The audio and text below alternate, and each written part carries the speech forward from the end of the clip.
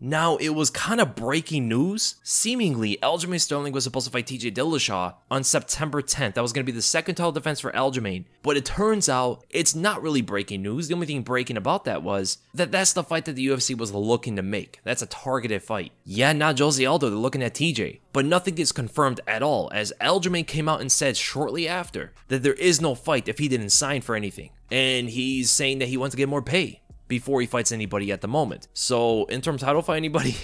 How is Aljamain Sterling gonna have 2 interim title fights during his championship reign? And the guy's only defended it once. So we don't know if there's gonna be interim title, but that's the usual kind of thing that happens when the fight doesn't really work out with the champion. Either they're asking for too much money or whatever it is. And all Aljamain Sterling said so far was that usually after you win a fight, you get a pay bump for your next. He said it's usually what happens with fighters, but I don't know if that happens with champions. Do champions in fact get more money after they win fights? Because if you look at the disclosed pay of certain champions, it's always kind of the same, right? For an example, we can look right here with Israel Adesanya. He's been getting a base pay of $500,000 ever since he fought Yoel Romero. So against Romero, Costa, Blachowicz, and Vettori the second time, he got $500,000 as a base pay. We don't know about any bonuses or pay-per-view points or anything like that. The only time he got a higher pay was when he rematched Whitaker. But I think it's because he renegotiated. It wasn't because he just won a fight. So I don't really know if this works for champions. He wants to get paid more to continue to defend his belt. As he said, he played the villain role against Petr. He will fight anybody,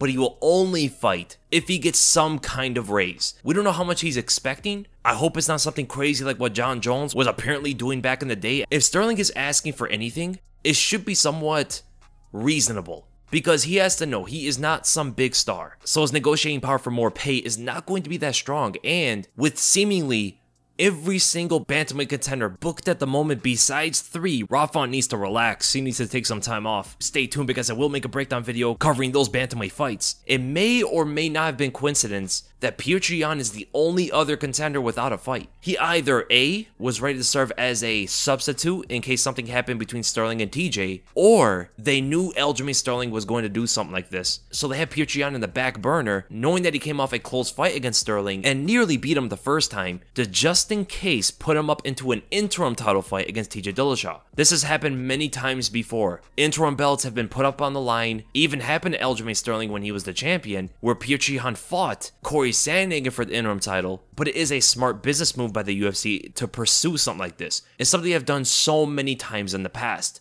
And it always seems to work because fighters take those opportunities. It's very enticing for a contender to fight for a title, and it pretty much replaces the champion. It's kind of harsh to say, but business-wise, if you're not a star, you are replaceable. If you don't have some kind of country behind you, if you don't draw pay-per-view numbers, if you're not too fun of a fighter to watch, I don't think they'll lose any sleep on having an interim title fight or even stripping the champion and have someone else fight for it. For business, it would be the exact same thing for them. So they'll give interim title fight opportunities to fighters. And for sure, most of them, if not all of them, would take it. It's always been that way, man. It's a selfish sport for a reason. The person you want to blame the most are the other fighters that do not respect the champion's negotiations. At the same time, it is understandable. This is a selfish sport, so a lot of fighters are going to jump at the opportunity to go and fight for an interim title while the champion is negotiating for more pay. Because as you know, when you're a champion, you do get more money to fight. And it increases from a contender to a champion. As long as that fighter is not already a star, the increase is actually pretty substantial. And it's kind of hard to pass up that kind of opportunity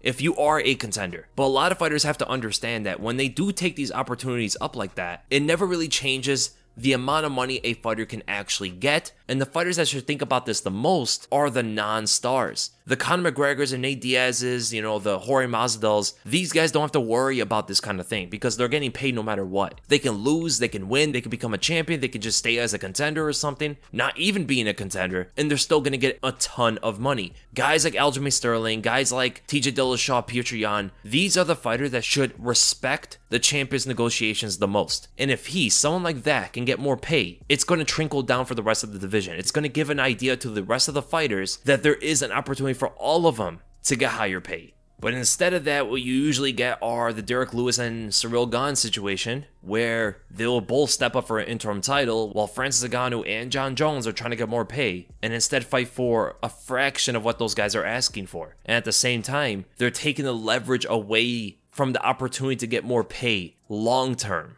Human beings are naturally instinctive on the short-term gains, and that's ultimately what might happen next. If Aljamain doesn't get what he's asking for, we might see an interim title fight between Petr and TJ Dillashaw.